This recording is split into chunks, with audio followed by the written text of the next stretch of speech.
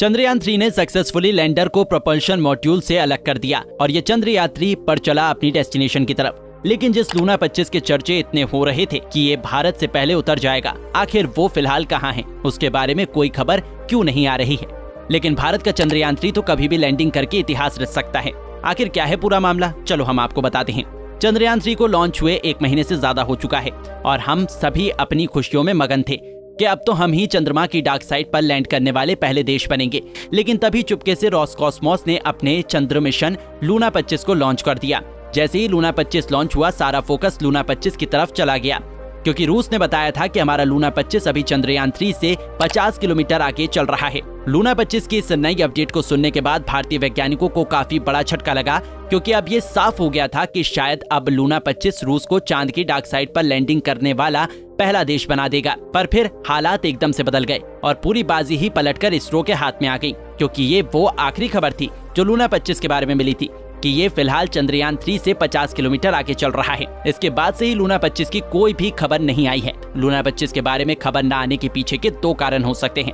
पहला तो ये कि रूस और यूक्रेन वॉर के चलते कोई भी इंग्लिश चैनल इस न्यूज को कवर नहीं कर रहा है, इसलिए लूना 25 के बारे में जो भी इंफॉर्मेशन आ रही है रूस से ही आ रही है। जबकि आप रूस को जानते ही हो कि इसने बहुत ही गुपचुप तरीके से लूना 25 को लॉन्च किया है, तभी तो ये किसी को भी लूना 25 के बारे में ज्यादा जानकारी नहीं दे रहा है।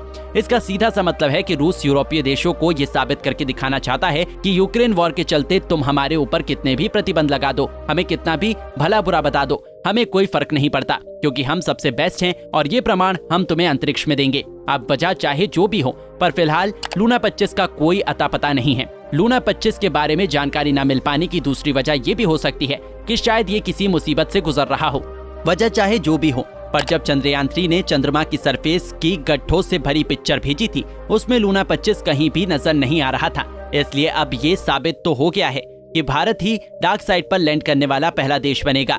पर अब हमें केवल इस बात का संदेह है कि कहीं ऐसा तो नहीं कि जैसे गुपचुप तरीके से रूस ने लूना 25 को लॉन्च करके सबको चौंका दिया था, वैसे ये चुपचाप चंद्रमा की डार्क साइड पर लैंड करने की योजना तो नहीं बना रहा।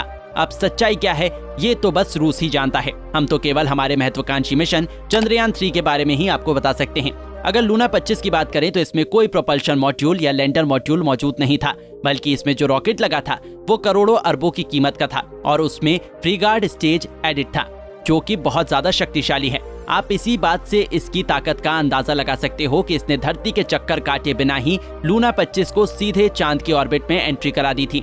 लेकिन फिलहाल नहीं पता है कि लूना 25 आखिर कहाँ है और ये चांद की किस ऑर्बिट के चक्कर लगा रहा है। अब अगर बात हमारे चंद्रयान 3 की करें तो ये प्रोपल्शन मॉड्यूल से लैंडर को अलग कर चुका है और अब लैंडर चांद की सरफेस पर लैंडिंग करने के लिए आगे बढ़ रहा है। ये फिलहाल चांद की ऑर्बिट के 100 किलोमीटर के दायरे में चक्कर लगा रहा है। साथ ही जैसे ही ये चांद के 30 किलोमीटर की रेंज में आ जाएगा, तब इसकी लैंडिंग कराई जाएगी।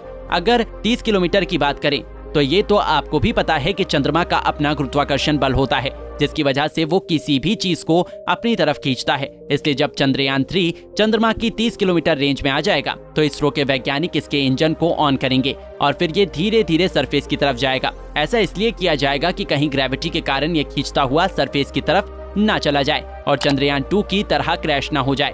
वैसे आपकी इस बारे में क्या राय है? क्या हमारा चंद्रयान 3 इतिहास बना पाएगा? तो ये थी हमारी आज की वीडियो। अगर आपको हमारी ये वीडियो पसंद आए तो इसे लाइक करके हमारे चैनल फैक्ट्स मीडिया हिंदी को सब्सक्राइब करना बिल्कुल ना भूले। बस आज के लिए बस इतना ही। मिलते हैं नेक्स्ट वीडियो में, तब तक के लिए जय हिंद।